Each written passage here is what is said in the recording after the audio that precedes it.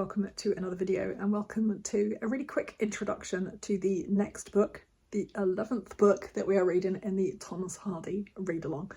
I can't believe we're already up to novel number 11. That's absolutely crazy. So we've got 4 to go, including this one. And The Woodlanders is one of my favourite Hardy novels. I really like it.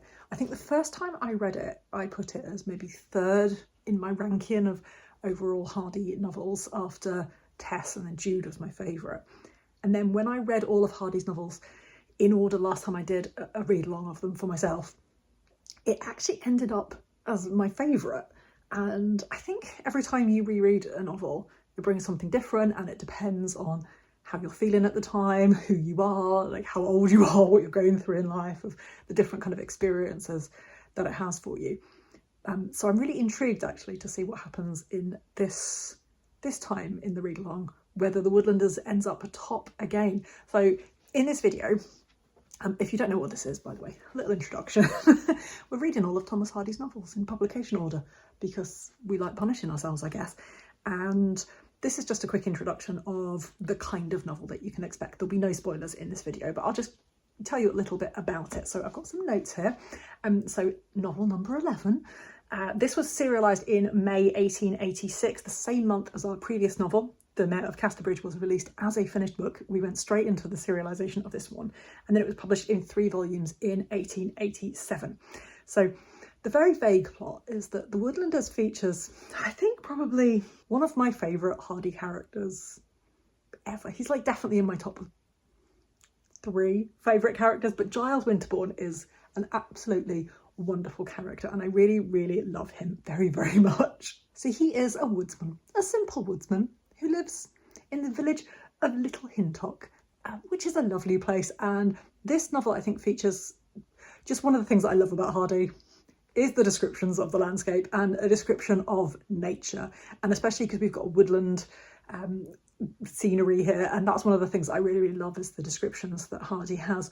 I also really love the characters as well, and it's just got everything that I want in a Hardy novel, and it's quite miserable as well. We'll get onto that. Giles has been in love his whole life with a woman called Grace Melbury, and her father was seemingly quite happy about this arrangement, that they were probably going to end up together at some point, but he decides to send her away, educate her, and then he thinks that Giles is actually not good enough for his daughter, so he encourages her to ditch Giles and go find someone else. And as with all of these introductions, I can't really say any more without like completely ruining the plot of it. I have in my collection 4 copies of The Woodlanders. I have one of these nice little Macmillan ones, which are from 1929. Some of them have the graphic on the front, but this one doesn't. Yeah, 1929. I quite like this one. I have the copy that I bought myself sometime in the 90s, I think. It's got some kind of sticker on the front, which then ripped. So annoying, but I've still got that one. I've got, someone bought me a TV tie-in edition, or a TV movie one. We'll talk about this in a moment, but I don't really like this one. And this is one of my favourites, as always, is the Macmillan fancy dress shop ones from the 70s. And I really like this. I think this is Grace and her dad on the front cover here, and I really love this edition as well. So in this novel, we have what I guess you'd call lots of kind of typical Hardy fare. There's lots of sex and marriage, bad marriage choices, bad life choices, there's immorality, and there's social class and social mobility also represented. And I think that this book starts a trend that we're kind of going to see in some of the next kind of, maybe 3 out of the 4 next Hardy novels, or the last 4 Hardy novels, is that he gets a little bit more daring, I think, with his expressions of sexual morality, up until the final one that we're going to read. The contemporary reviews were quite interesting for this one, actually. I didn't really know anything about the kind of contemporary reception of The Woodlanders, but it seems that it was actually very well received, actually, by most reviewers. At the time, people, I think with this novel, started to label Hardy as being anti-marriage, and there was a big push against lots of Hardy novels because of this, because they thought he was being very anti-marriage, and it starts with this novel, actually. I think that despite how much he was pushing the boundaries of what the reading public might find acceptable, certainly in discussions of kind of sexuality and morality, the book was actually, like I said, very well received.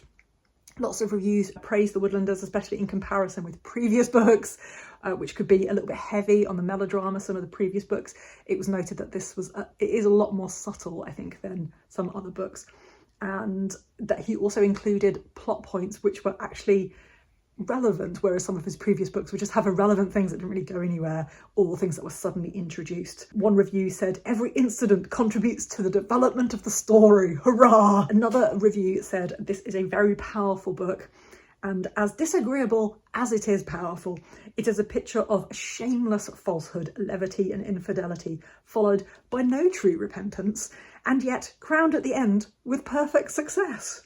I think that's a glowing review. Another review said, "Mr. Hardy's story is written with an indifference to the moral effect it conveys." There were so many people who just didn't quite agree with the morals, but really, really loved the book. Another great example of how some reviewers just loved and hated the book said, "The Woodlanders is decidedly the best and most powerful work Mr. Hardy has produced since Far from the Madding Crowd. With the possible exception also of Two on a Tower, it will also be regarded as his most disagreeable book." Some of my favourite quotes came from a review that J.M. Barrie did. He reviewed quite a lot of Hardy novels, especially the later ones, and he was friends with Hardy as well. But he didn't love The Woodlanders as much as, for example, The Mayor of Casterbridge, which he really loved. But about Hardy in general, he said several of his stories, not necessarily the best, end like Shakespearean tragedies. The end may have been led up to with noise and bustle, but when it comes, all is quiet enough. Hardy would later say, actually, that he thought The Woodlanders was his best novel. I mean, I certainly agreed with him once. Will I agree with him this time? I don't know. In terms of adaptations, there have been 2 adaptations that I am aware of. I haven't seen the one that was produced in the 70s. I have seen the one that was produced in the 90s, which is this cover. This was made in 1997. Let me just double check my notes. Yes, 1997. And I don't normally like a tie-in cover, but someone bought me this. So was it a TV film? I can't remember. Or whether it was an actual film. I thought it was a TV adaptation, but anyway, it's got Rufus Sewell and Emily Wolfe. I mean, I love anything with Rufus Sewell. That's probably why I liked it so much. But I really, really like this adaptation. It's not as good as the book. It leaves a lot out. But if you want to watch an adaptation, this one is particularly good. There are many, many, many audiobook versions of The Woodlanders. My favourite one is narrated by Stephen Thorne, and it's on Naxos Audio, but people have also told me that there is a really, really good one narrated by Samuel West. I listened to, which one did I listen? I think it was Two on a Tower. I listened to a bit of that because I had the physical book and I took it away with me when we went away recently for a weekend, and I also listened to a little bit of the audio which I managed to find from the library, and that one was narrated by Samuel West, and that was really good, so you can get hold of that one. So the last thing we need to talk about is the misery scale. Now, the misery scale, as you know by now, is just my way of trying to explain how miserable each Thomas Hardy book is in comparison with each other. Because whilst most people think every Thomas Hardy novel is miserable, not all of them are. Some of them are just less miserable than others. My scores so far, so the score is out of 5, and my scores so far have been quite low because of some of the novels in this last 4. With the exception of one, everything else is quite high. So I would say that The Woodlanders is a 4, possibly 4.25, if we want to be picky about it. But I think it's a 4. It's quite miserable. Steel yourself. I mean, we've got a lot of misery coming up, so yeah, sorry about that. I don't know why I'm apologising. I didn't write these books. Anyway, let me know if you haven't read The Woodlanders before, if you will be joining in with us. Even if you haven't joined in with the read along so far, that's absolutely great. I'm about 3 books behind at this point. I'm 2 books behind because I just finished Two on a Tower again. I'm about to start reading The Mayor of Casterbridge, which I should hopefully finish with enough time to read The Woodlanders in April. Anyway, if you are joining in, do let me know in the comments below. Let me know all of your thoughts about The Woodlanders and what you think of it. If you want to read it, if you don't want to read it, if you disagree with those contemporary reviewers or you agree with them. They were a bit sitting on the fence though, weren't they? So who knows? Let me know all of your thoughts in the comments below.